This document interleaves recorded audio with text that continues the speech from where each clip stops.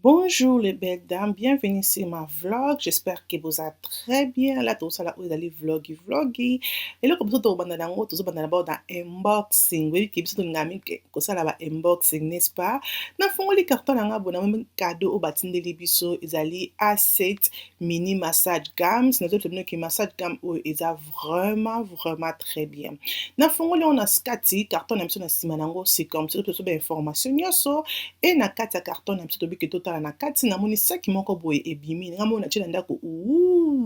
saki o ba les belles dames eza saki moko vraiment ya moke okoke nango ba voyage partout ongo memango ko memango eza vraiment très bien. Et là ton a fongoli na kati comme ça na ekomona o ezali massage gamme na biso et à côté na ekotala na moni o ezali bouclette pour na ko utiliser bazo expliquer biso comment ko utiliser massage na biso gamme machine na biso. Donc voilà ba ba partie ba nzoto oyo ko utiliser après na biki na fongola na tala eloko ngo ezali koma. Et voilà là tu comme on a ezali massage gamme na biso machine na biso ezali comme ça comme ozomona vraiment simple pe ezali pepele na maboko et na kota ko simbela ezali silicone na machine na biso bakomi na kombo ya Bob and Bread. Donc déjà na ezo masse kitoko ba les belles dames kitoko. Donc ko sala libende wana ce kolingi bien ko changer préférer ki na ko sala la ezali plastique na mona ki libende na malili comme ça na malili mais et ça la pas cité mais ils en a différents ba mitu o lingi ko changer donc on changer mutu nyonso oyo lingi ko changer ezali vraiment kitoko. Ma belle mikolo o yango nde la rose azosala la massage gamme oyo soza mutu le la kapasi na misisa oza mutu osala ka dur mukongo sala ka opasi na koloba ke na kotia lien nango na se ya video pe de good thing eza ke zo na USB nango o ko charger yango ce qui batterie nango esili soko ko changer mutu olongoli mutu oyo et au kocha mutu nyonso olingi oko remplacer mutu nyonso oyo yo olingi. C'est vraiment facile et là au fongoli c'est comme ça.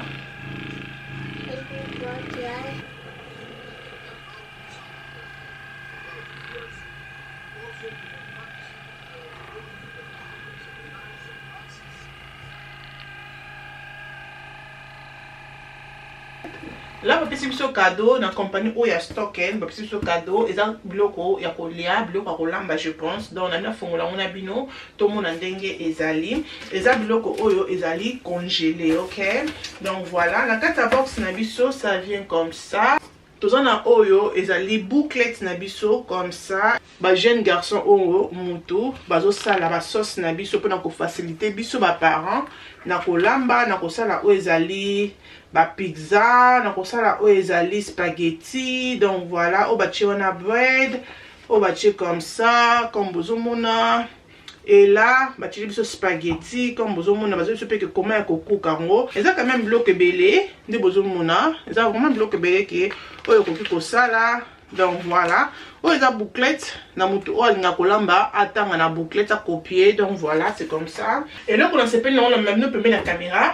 pour bon la ndenge ba mbalango. Eza biloko o eza ma lili, eza biloko ya moto te, ma belle, mais j'aime bien comment batindi yango vraiment bien protégé et eza toujours ma lili. Ça fait déjà 2 heures du temps que na zu carton oyo et to kota la sonné biloko na biso ezali. OK, même peut mettre la caméra bon mona, d'accord? Carton même tout temps voyez, ça vient comme ça, ba tia on a ba mousse au bozo mona. Na question on on mais c'est comme mousse. Et c'est vraiment bien emballé. Bah, c'est le petit congélateur comme bozomona. Et bloc on a vu sur la kati, c'est comme ça. Et ça vraiment ma lili. Oh my god. Et ça vraiment malibu tani basali yango bien emballé là. A wuli là te we ba emballé yango. Biloko na biso ça vient comme ça comme bomoni. Oyo ezali chicken tikka. Batia yango na pomme de terre. Na broccoli, na milk et na cream sauce. Donc, biloko batia yango na kati yango wana, ça vient comme ça. Et tokofongola yango soto lambango. Et eloko mosusu batindeli biso ezali classique bolognaise, ça vient comme ça ma belle que j'aime bien aussi. Oh babi que ce que lobi olambango na vin rouge, na rosemary, makasa na biso na rosemary et na ba likasa wana ya bao donc za ba makasa donc eza rosemary eza likasa et ba pe ezali likasa donc voilà. Donc ça vient comme ça, ba biso pe comment ya kolambango et eloko mosusu ya suka oh batindeli biso ici ezali curry chickpeas donc voilà c'est ça vient vraiment bien protégé et ils ont vraiment glace ils ont malingi ils ont beaucoup de choses mbala moko na congélateur et ce que biko lambango ko tchango na frigo ben ngana tchango d'abord moko na tcha oyo ya bolognaise na tchango na frigo pour to sel lango lelo oyo ya bolognaise pour bana lolo ba olia bolo na lambelo comme makasi te no sala kelo moko vraiment rapide parce que semaine oyo naza occupé donc voilà. Voilà ma belle, quand on a bien que bah vraiment na ice, le moni glaçon, bah vraiment na ice pour na et protéger. Bilo qu'on a vu ça, ils ont la teke et na bois ma bête, ça qui vraiment bien protégé. Là, comme vous mona, bah tchèque biso bah date où est expiré avant le 8, donc avant le 22, il y a 8e mois 2025, avant le 12, il y a 8e mois 2025, ça là bah date quand. Ça là avant le 8 et 8e mois 2025 donc ils ont vraiment la temps là il y a yo ko utiliser en 8e mois ils ont vraiment musika mais avant 8e mois biso je to utiliser en d'accord donc la série merci beaucoup na compagnie na biso oya stock na nde batindeli biso ba sauce oyo to mikanga na ba les belles dames merci na tika information na bango nyonso na série ya vidéo na mutu oyo alingi ameka ba recette na bango OK ma belle là na ko sa sko kilisia suki donc bomone comme na sokola kié et là na ba crone nanga et Utaka Congo. Ça fait longtemps qu'il va me mango, presque peut-être 5 ans, dans le Canada. Et là, on a décidé qu'il y a salé la mona mutu ya Kelesia. Donc voilà. N'inga ba kron ming so mo na za su ke mi kuse et non mo na su ke mi laité. N'inga ba kron ming na mitu abani ça la vraiment ça la ba noni kitoko. Donc on a na deux couleurs comme bon na couleur rouge bordeaux et na couleur ya blonde et deux couleurs on dit na ko salé là. Donc voilà comme moni ke Kelesia pendant la mois tene ya bien. Donc deux couleurs on a j'espère qui ekosimba pour sonaï OK donc voilà et wana ce qu'on a dit que ça la su qui non ça n'ont pas moyen comme vous voyez que dans un mariage qu'on a besoin d'un mariage na famille année au pan ça ça biso grâce bah effectivement ba mariage chez la famille donc to comme sinzambe to sinzambe merci OK donc voilà bah les belles dames on a okanga suki nanga comme bozo mona na okanga suki ya Kelesia avandi wana otala ne makamna e ngapi na osala oya ngai Kelesia la kana problème ce que sokole mutu be ce que peigner suki mais ce que kanga e azala na problème te avanda ka vraiment mais ce que vous sokolé sous qui voilà des accords vraiment ma tata comme boye bisellement donc voilà donc quand on a mulaya sous Kelesia et après on a recours ça là aux ali lisita mais ngala linga pas lisita te parce que lisita na crone et fungwa makatro n'était soit bien ngo crone tikina na kombo non je pense que va bien ngo kombo musumé na konto ndo bien ngo crone et pardon après on a comme moni na tie élastique na sima na suka parce que élastique est aidé que suki na ngai et fungwa matelo ko aza mwana poso na kangi zita isala minanga na kiara ma belle na kanga mazita botona mukana ntongo basuki ezoko yanga mone pesanga ndi musalati après na zwa idée na koma kocha élastique na suka pour que esala ke suki na biso efungwa mate donc voilà là to bandi suki na biso to kanga suki na biso muto abani zala toujours bien sala ka bien bana be mami tout propre ngala ba ki bana basi bazaka vraiment kitoko bana basi bazaka facile bana basi bazaka na bango cherté mais eloko bomaka biso na bana basi ma belle ezaka ka mutu nous sommes pas tout balinga ko kanga suki te oko souffrir mais et ça la ka bien que moi na la suki propre attention la mana kala mais suki se za propre et ça la kaka moi na abima kitoko n'est-ce pas donc moi na moi ça bonga kana suki donc bongi ça bana no suki et ça la ka bien ma belle ngap na za bon mitumi balé awa non souffrir bah les belles dames donc et nous les belles dames non va mingi te to kanga no suki ya Kelesia à tout à l'heure.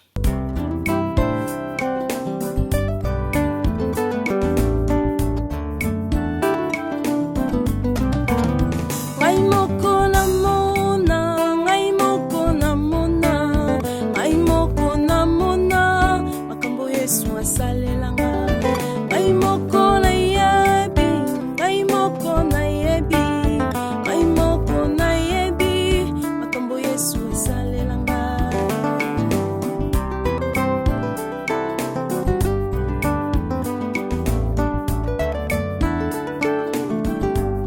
Ok ma belle, là nazwi break et namoni ke livraison eye tobiki napesa ata mwa repos apema lokola aza mwa moke ndenge te navandise mpona longtemps ndenge natala so livraison nanga mango nazalaki naposa sapato moko ya gold ya bien naoluka sapato ya gold ya bien namoni sapato moko nasepelaki nango na mango nazalaka vraiment trop mango te mais mango mpe bazala na biloko na bango ya bien nasombaka mingi na mango rare fo tosala chwa nango moko ya mango bomoni ndeni tikela na commentaire na se est ce que tosala tomeka bilamba mango non tomeka bilamba mango te na la roche non tomeka te isn't it pardon fo tomeka mango donc nasombaka mpona na mango rare anyway box wana eye nabiki nasepela na sapato yango nabiki natala yango nde eye nayebi te balebele dabo oyebisanga na nga mikolo oyo basapato ya batalon comme ça basize na bango ekoma mikie ebianga nde nakoli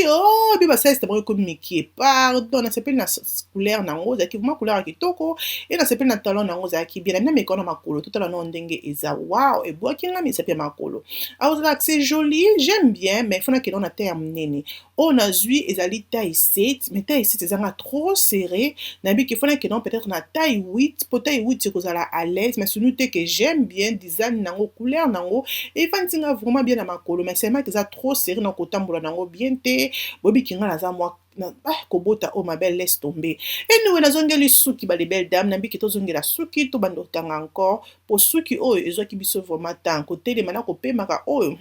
laisse tomber balebele dame nabiki nakanga bona mpusa na mwa ndambu avant ke basista bazonga po soki bango bazongi lisusu ekozala biso matata mpona kosilisa suki oyo comme bozomonaki suki nakangaki mwa mikie mikie nayebi te mpo nakangaki mikie mikie yo biso banzokanga suki mikie mikie soki okomo milobele eloko nini etindinga nakanga suki ya mwana oyo mikie mikie ngalo misala yango okanga suki ekilisa minene pour ke esila la nakomi sikoyo liboso wana basista bazongaki balingi komona ata kelisa ti ata te donc bango kaka kobondela oyo wapi nde yango mpe komisaka kelisa te tite enoi balebele dame la nabiki nakomi liboso na liboso nanga eloko nasalaka natiaka wax comme boyebi wax edaka nga nafinaka suki ya mwana nanga te mais wax edaka nga pour ke ebimisa bababy hair ebendana esala suki ke ebima ya sika ok donc voilà ko bomoni wana natie wax après nabandi kokanga nga nalingaka suki ano balebele naka na ta wana ekala wana ekolinga mpe moko te me kolinga mibale en plus nalingaka vraimen mibale wana vraimen po ivinisi alakisanga koma olinga mbala moko ivinisi yo bongo nanga oza motema mabe bopwani elakisanga okanga suki pardon et voilà wana ntango nalingi apres wana nakangi suki na kaka bomoni bakrono ezalaki vraimen kitoko meme couleur kiara pa alingi asali kaka boye kiara asepeli nango alobi ki epe alingi kaka couleur oyo nayebi kuta soki bakrono etikali soki ekokoka kiara pardon otala nanu mais alinga asepeli na couleur po kiara alingami basuki ya couleur nga nde nalingaka kotia couleur te parce que oyebi ki akende ya classe nalingaka te ke mwana akende ya classe na suki ya couleur ya makasi mais couleur oyo eza nango bien couleur oyo na osala yango eya na problème te donc voilà et botala nde suki na nga ekomi ebendani vraiment kitoko et molai nango mpenza molai bientôt na kobende banwani esalaka mpo bafleur likolo donc voilà naposeli bino pembeni mpo bomona nde suki ya kelisi ya ezokende donc wana tosilisaka te tosilisi suki ya suka ewo tokomi mabele nga so na bandi kosala suki motema ezalaka kaka efo nasilisa na kopesa nango barepo mais efo tosilisa suki nalingaka te ke otolala mpo nakanga encore lobi namonaka esalaka motu mingai donc c'est ça ene balebele dame la tosilisi suki na biso regardez moi ça bomoni couleur esali kelisi ya koma nasepelaki nango namoni ebwakaki ye na couleur na ye na te na ye esalaki yango vraiment kitoko ela na obendeka ata denwani mpo apema parce que alembaki kelisa vraiment so babaki kosimba motu na nga te déjà nga bamama tika motu na nga mais suki na biso esalaki vraiment kitoko et là avec nwani comme ça fait vraiment je nga bafleur wana esala likolo nabaki na obongisa yango air moko mais nakanga yango kaka comme ça et natika ye apema parce que alemi et là kelisa yebe même pas ke suki esili et aye kotala bo amoni suki na ye esili atelemi mbala moko abi bye bye mama donc voilà balebele dame la naye kokota sikoyo na suki ya lobi nango yaya asengaki ngaki asala balox la nasalelaka produit oyo ezali ya cœur lala cœur lala nasepelaka nango parce que eza facile mpona nga ya kosalela balox donc eza produit oyo nasalelaka soki ozalaki na mposa komeka mwana o balox meke na produit oyo ya cœur lala azalaka vraiment très bien atikaka mpe motu salite te ok la nasokolaki motu ya yaya comme bomoni nasokolaki yango déjà natie baproduit na nga naye kovandisa sikoyo nasala ye alingi sikoyo kozongela balox na ye alobi ki alingi suki ya mikuse te alingi suki ya milai nakosa bino te balebele dame Kilian azalaka na suki koleka bafi na nga Kilian aza na suki milai kolesa na bandi okanga Kilian balox so comme ça donc 6 mois ebele suki ya Kilian nde kokoma bino mobobaki kaka mena comme ça donc bakilian azalaka na suki koleka bafille mais nalingaka kosala esu balox te parce que nalingaka bastress wana te nalingaka bastress wana te ya kosalaka alelaka asalaka baayi nalingaka te mpo na bafille osala basuki donc c'est ça baeni mikolo vraiment asengi nga alobi ke alingi susu suki na ye ezala boye te alingi azongela balox na ye tellement ke asengaki nga mingi nayebi ke oyo keloko toza na feti na famille bale belle dame nakochange look mpo nga alingaka mingi suki ya mona ezalaka look moko te nga nalingaka mingi lokwa bajouer ok ochange bacoiffure nalingaka te ka coiffure moko na mwana ana mwa moke nalingaka te donc voilà lokwa mpe namonaki alingaki balox nayebi ok nasala ye na feti abima motu différent abima propre donc voilà là nazosala ye balox na ye comme bomoni nazala sûr ke suki ya mwana eza quand même eza dry te eza quand même na mai moke kosala te ke suki ya mwana eza ya kokauka soki eza ya kokauka esala mwana mpasi comme nalobi ke ngai nauti kosokola kilian suki e suki na eza vraiment te ke eza ya kokauka donc c'est ça ke ezosala nga balox mbala moko comme ça donc voilà avant ke bakate suki nayebi ke nasala ye d'abord lox na ye après lobi nango nde bakokende kokata ye suki mo mpe nasalaka ke bakati ye suki ntango azongi nde nasali ye balox donc ça dépend seulement donc voilà là nazalaki na tante ozalaki baki okate suki nabi pardon nasalaka soki te na olimba donc comme ozomona toza d'abord lox ya kilian e nakozongela bino